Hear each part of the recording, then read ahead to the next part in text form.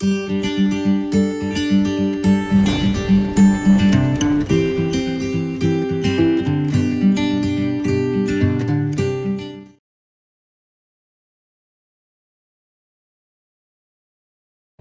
Evening friends, स्वागत है आपका हमारे इस प्रोग्राम सवाल तमारा में। आज हम बात करने वाले कमेंट बॉक्स में जो आपने सवाल किए उसके बारे में। Good evening ma'am. Good evening. आज का हमारा पहला सवाल है कि मैम मेरा आईवीएफ पॉजिटिव आया है। आईवीएफ पॉजिटिव होने के बाद मुझे ब्लीडिंग हुआ है, तो क्या उसमें प्रेगनेंसी में कोई प्रॉब्लम आ सकता है?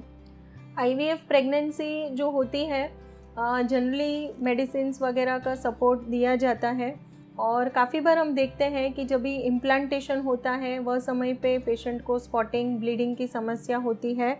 और काफ़ी बार अर्ली जो समय है 6 हफ्ते 8 हफ्ते का जो समय रहता है, सो यह समय में साधारण ब्लीडिंग स्पॉटिंग होना बहुत ही नॉर्मल बात है। इसके लिए घबराने की ज़रूरत नहीं है। काफ़ी बार ऐसा भी होता है कि जो ब्लड थिनर्स दिए जाते हैं जैसे इकोस्पिरिन वगैरह है, या तो रिकरेंट आईवीएफ साइकिल फेल्ड है, तो ऐसे पेशेंट को लो मोलिकुलर वेट हेपारिन के जो इंजेक्शंस दिए जाते हैं, तो उसकी वजह से भी काफ़ी बार हम देखते हैं कि स्पॉटिंग ब्लीडिंग की समस्या होती है। सो जैसे ही आपको ऐसा कुछ प्रॉब्लम होता है, आपके जो भी ट्रीटिंग गायनेकोलॉजिस्ट है या तो आईवीएफ स्पेशलिस्ट है, उनका संपर्क करना है और वो आपको गाइड करेंगे कि आपके केस में आपको क्या प्रिकॉशंस लेने हैं। कोई मेडिसिन रहेगी वो आपको बंद करवाएंगे, कुछ मेडिसिन आपको ऐड करवाएंगे, और रेस्ट आपको करना है। वाटर इनटेक आपका अच्छा रखना है, तो ओवरऑल बॉडी में फ्लूइड अच्छे से मेंटेन रहना बहुत ही आवश्यक होता है। ओके, अगला सवाल है कि मैम मेरी आईवीएफ ट्रीटमेंट चल रही है, 2 महीने से ट्रांसफ़र के लिए तैयारी कर रहे हैं, पर मेरी एंडोमेट्रियल थिकनेस 4.5 से आगे नहीं बढ़ रही है, तो मैं मुझे क्या करना चाहिए? एंडोमेट्रियल थिकनेस जो होता है जनरली हम लोग एम्ब्रियो ट्रांसफ़र करते हैं उसके पहले at least more than 7 to 8 mm अगर एंडोमेट्रियल थिकनेस है तो उसे अच्छा थिकनेस माना जाता है। जैसे आपने बताया कि 2 महीने से आपका एंडोमेट्रियम प्रिपेयर करने की कोशिश कर रहे हैं, लेकिन एंडोमेट्रियल थिकनेस 4.5 के ऊपर नहीं जा रही है, तो यहाँ पे इम्पॉर्टेंट रहता है कि ब्लड सर्कुलेशन जो एंडोमेट्रियल जो आपका लेयर बना है उसमें ब्लड फ्लो कैसा है वह जानना भी बहुत आवश्यक है। दूसरा है, जैसे मैंने पहले भी मेरे एक वीडियो में बताया कि काफ़ी बार हम देखते हैं कि एंडोमेट्रियल थिकनेस नहीं बनने के 2 रीज़न होते हैं। मोस्ट कॉमन इज़ इन्फेक्शन अगर कोई है, या तो अंदर कोई जाले बने हुए हैं, तो इस वजह से भी एंडोमेट्रियल थिकनेस अच्छा नहीं बनता है। तो शायद आपके डॉक्टर ने आपका डायग्नोस्टिक हिस्ट्रोस्कोपी किया ही होगा। अगर नहीं हुआ है तो एक बार आपका डायग्नोस्टिक हिस्ट्रोस्कोपी करके, इवन हम स्क्रैचिंग काफ़ी पेशेंट में स्क्रैचिंग करते हैं और उसके बाद अच्छा एंडोमेट्रियल थिकनेस बनता है। काफ़ी पेशेंट में जैसे ब्लड थिनर है, इकोस्पिरिन वगैरह का इस्तेमाल कर सकते हैं। पीआरपी करके जो प्रोसीजर होता है इसके रिज़ल्ट्स भी काफ़ी अच्छे हैं। काफ़ी पेशेंट में अगर ज़रूरत है तो GCSF करके जो कॉलोनी स्टिमुलेटिंग फैक्टर्स आते हैं उसका इंजेक्शन इंट्रा यूट्राइन, जैसे IUI में हम सैंपल रखते हैं वैसे ही यह इंजेक्शन यूट्रस के अंदर इंजेक्ट किया जाता है। तो यह सारे मोड्स ऑफ ट्रीटमेंट कर सकते हैं, और इसके कहीं ना कहीं हमने देखे हैं कि इसकी वजह से पेशेंट का जो एंडोमेट्रियल थिकनेस होता है, जो ब्लड फ्लो होता है, वह भी काफ़ी हद तक इम्प्रूव हो जाता है। ओके, अगला सवाल है कि मेरे वाइफ की ओवरी और बच्चेदानी दोनों निकाल दिए हैं, तो अभी हम रिलेशन प्लान करते हैं, तब गर्भनिरोधक साधन का इस्तेमाल करना चाहिए या नहीं करना चाहिए? बच्चादानी रिमूव कर दिया है, दोनों बाजू के ओवरीज भी रिमूव कर दिए हैं।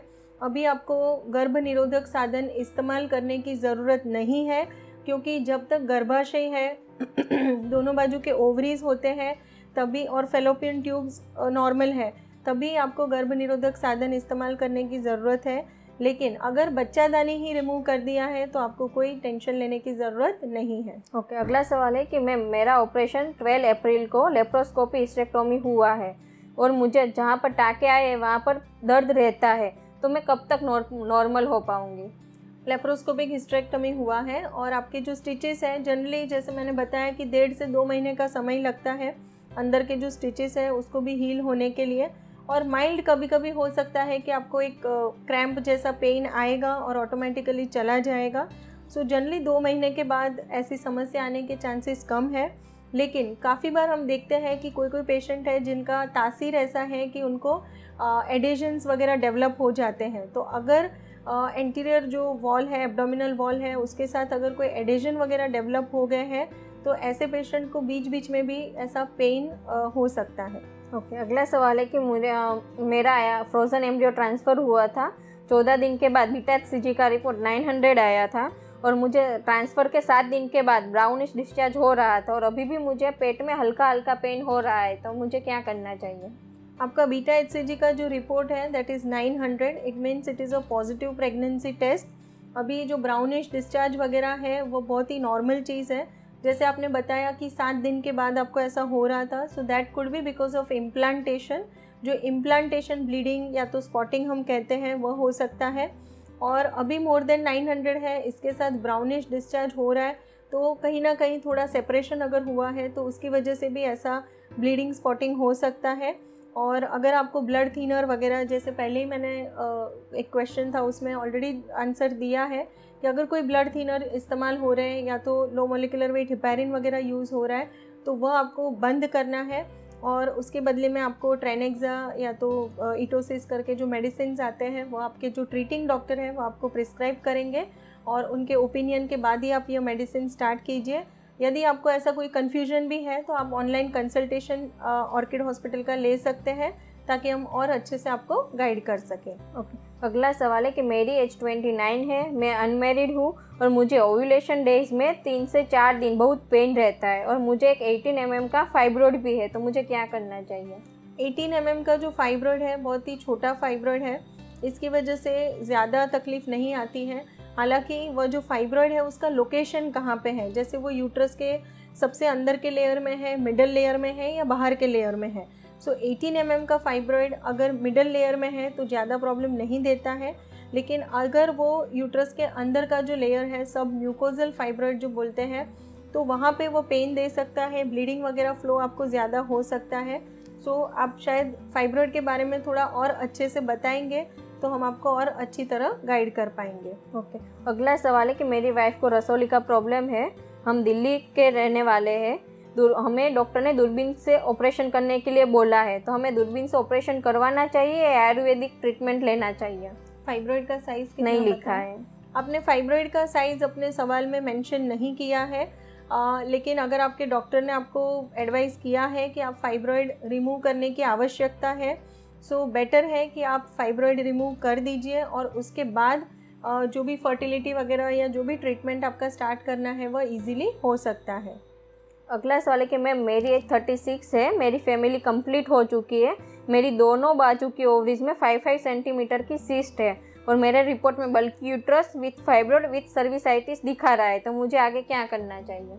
सो आपके केस में जैसे आपने बताया कि बल्कि यूट्रस है, फाइब्रोइड की समस्या है, दोनों ओवरीज में भी सिस्ट वगैरह है, तो बेस्ट ऑप्शन, अगर आपकी फैमिली भी कंप्लीट हो चुकी है तो बेस्ट ऑप्शन आपके लिए वही रहेगा कि आप यूट्रस रिमूवल सर्जरी करवा सकते हैं। लेकिन बिफोर दैट आप अपना एक पैप्समियर या तो LBC का जांच करवा सकते हैं और अगर उसमें साधारण इन्फेक्शन आता है तो आप एंटीबायोटिक का कोर्स भी ले सकते हैं। लेकिन यदि वह रिपोर्ट में LSIL या HSIL आता है तब बेस्ट रहेगा कि you go for hysterectomy. Okay, अगला सवाल है कि मेरी ओवरीज में हेमरेजिक सिस्ट है 3 सेंटीमीटर की, राइट और लेफ्ट दोनों ओवरीज में, और मैं कंसीव भी करना चाहती हूँ, तो मुझे क्या करना चाहिए? पहले तो आपकी जो हेमरेजिक सिस्ट है, मोस्ट कॉमन रीज़न जो है दैट इज़ इन्फेक्शन या तो हार्मोनल इम्बैलेंस, कि आपका ओव्यूलेशन अगर टाइम पे नहीं हो रहा है तभी भी आपको हेमरेजिक सिस्ट हो सकती है। तो पहले आपका बेसिक हार्मोनल टेस्ट करवाइए, थायराइड का टेस्ट, प्रोलैक्टिन वगैरह सारे हार्मोनल प्रोफाइल करना आवश्यक है। दूसरा कि अगर कोई इन्फेक्शन वगैरह है, क्रॉनिक सर्विसाइटिस वगैरह है, तो उसको भी ट्रीटमेंट की ज़रूरत पड़ेगी। उसके बाद आपको 2 से 3 महीने का हार्मोनल थेरेपी पे हम रख सकते हैं एंड पीरियड के सेकेंड डे आपका जो सोनोग्राफी होता है उसी में अच्छे से पता चलता है कि सिस्ट है या नहीं है। सो अगर 3 महीने का आपका टोटल ड्यूरेशन रहता है ट्रीटमेंट का, मोस्ट ऑफ द टाइम हम देखते हैं कि विदिन 3 मंथ्स पेशेंट के जो हेमरेजिक सिस्ट रहती है वो रिजॉल्व हो जाती है। अगला सवाल है कि मुझे सब सीरोजल फाइब्रोइड है 11 सेंटीमीटर का, but I am 17 years old, doctor ने मुझे ऑपरेशन के लिए बोला है, तो मुझे दूरबीन से ऑपरेशन करवाना चाहिए या ओपन सर्जरी करवाना चाहिए? 11 सेंटीमीटर का सब सीरोजल फाइब्रोइड है, फाइब्रॉइड जो रिमूव करना है वो तो लेप्रोस्कोपिकली हो जाता है, लेकिन फाइब्रॉइड को बाहर निकालने के लिए, कि जो भी गांठ निकलती है उसको बाहर निकालने के लिए 2 मेथड होते हैं। एक जो है कि वहाँ पे सिंपल कट देके उसको निकालने की ज़रूरत पड़ सकती है, या तो फिर मॉर्सिलेटर करके एक इंस्ट्रूमेंट आता है जिससे वो जो फाइब्रॉइड की गांठ है उसको पीस मिल में कर देते हैं और उसके बाद उसको रिमूव करते हैं। सो दोनों ऑप्शन ही ले सकते हैं। काफ़ी बार हम ऐसा भी करते हैं कि बहुत ज़्यादा बड़ी फाइब्रॉइड की गांठ है तो ओपन सर्जरी भी प्रीफर करते हैं। सो आई थिंक आपके जो ट्रीटिंग डॉक्टर हैं वो आपका क्लिनिकल चेकअप करेंगे और वही डिसाइड करेंगे कि आपके लिए ओपन सर्जरी बेटर है या लेप्रोस्कोपिकली बेटर है। तो जो भी आपको गाइड करेंगे वही ऑप्शन आप ले सकते हैं।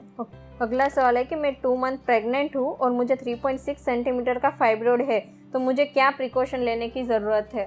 3.6 सेंटीमीटर का फाइब्रॉइड है। रेगुलर आपकी जो सोनोग्राफी होती है 3 महीने पे, 5 महीने पे, 6ठे महीने में और 8वें महीने पे, तो रेगुलर सोनोग्राफी में यह फाइब्रॉइड की साइज़ जो है वो मॉनिटर की जाती है कि सडनली एकदम फाइब्रॉइड की साइज़ बढ़ नहीं रही है, वह देखना है। और फाइब्रॉइड के अंदर काफ़ी बार ड्यूरिंग प्रेगनेंसी काफ़ी सारे डिजेनरेटिव चेंजेस होते हैं, तो वह भी आपके जो ट्रीटिंग डॉक्टर रहेंगे वह ध्यान में रखते ही होंगे। आपके साइड से जो प्रिकॉशंस है उसमें एज सच स्पेसिफिक कुछ भी नहीं है। कभी भी आपको ऐसा होता है कि सडनली सीवियर पेन होता है तो आपको इमीडिएटली आपके नज़दीकी जो भी डॉक्टर हैं, आपके ट्रीटिंग डॉक्टर, उनके पास पहुंचना है। ओके, अगला सवाल है कि मेरी 41 वीक चल रहा है प्रेगनेंसी का, अभी तक मुझे कोई पेन या ऐसा कुछ फील नहीं हो रहा है, तो क्या मेरी नॉर्मल डिलीवरी हो सकती है या आगे मुझे क्या करना चाहिए? 41 वीक्स यानी ऑलरेडी पोस्ट डेटेड हो गया है। जनरली हम लोग जो रुकते हैं 40 वीक्स तक वेट करते हैं। काफ़ी बार ऐसा होता है कि पेशेंट हॉस्पिटल नहीं पहुंचता है या तो थोड़ा लेट आता है। सो आइडियली 41 वीक्स पे पहले तो आपका सोनोग्राफी, कलर डॉपलर, बच्चे के आजू बाजू जो पानी का लेवल है वह सब देखना ज़रूरी है। और माँ की जो पेल्विस है, नीचे की जो जगह है नॉर्मल डिलीवरी की, वह भी अगर अप्रोप्रिएट है तो आपको नॉर्मल डिलीवरी की ट्रायल 100% दे सकते हैं। लेकिन यदि बच्चे को सांस लेने में कोई तकलीफ़ है, बच्चे ने अंदर अगर टॉयलेट कर दिया है या तो मिकोनियम हो गया है या ऐसा कोई भी प्रॉब्लम है जिसकी वजह से बच्चा या तो माँ डिस्ट्रेस में है, तभी जाके हमें सिजेरियन का ऑप्शन लेना पड़ता है। ओके, अगला सवाल है कि मेरे अल्ट्रासाउंड जो हुआ है उसमें प्रेगनेंसी नहीं दिखा रहा है, पर मेरा जो यूरिन प्रेगनेंसी टेस्ट हुआ है उसमें पॉजिटिव दिखा रहा है, तो क्या मेरा बच्चा ट्यूब में होगा? अगर आपका यूरिन प्रेगनेंसी टेस्ट है उसमें पॉजिटिव दिखा रहा है तो पहले तो आपका बीटा HCG लेवल करना आवश्यक है और 48 आवर्स के बाद यानी 2 दिन के बाद रिपीट बीटा HCG करना है, ताकि पता चले कि यह इंट्रायूट्राइन प्रेगनेंसी है, वीक इंट्रायूट्राइन प्रेगनेंसी है या तो फिर एक्टोपिक प्रेगनेंसी है। सो आपने जस्ट बीटा HCG टेस्ट नहीं करवाया है तो मेरी राय यही रहेगी कि आप एक ब्लड टेस्ट करवा लीजिए और 2 दिन के डिफरेंस, जैसे एक आज करवाया है 1 o'clock तो दूसरा आप 48 आवर्स के बाद रिपीट करवाना है और उसका वैल्यू क्या आता है वह हिसाब से आगे का आपका ट्रीटमेंट क्या करना है वह डिसाइड कर सकते हैं। तो फ्रेंड्स, आज हमने बात की कमेंट बॉक्स में जो आपके सवाल आए थे उसके बारे में। अगर आपको कोई और क्वेश्चन है या कोई टॉपिक के रिलेटेड आप जानना चाहते हो तो नीचे कमेंट बॉक्स में लिख सकते हैं। अगर आपको और जानना है तो हमारा ऑनलाइन कंसल्टिंग भी कर सकते हैं। इसी के साथ देखते रहिए हर बुधवार को रात 8 बजे सवाल तुम्हारा। Thank you.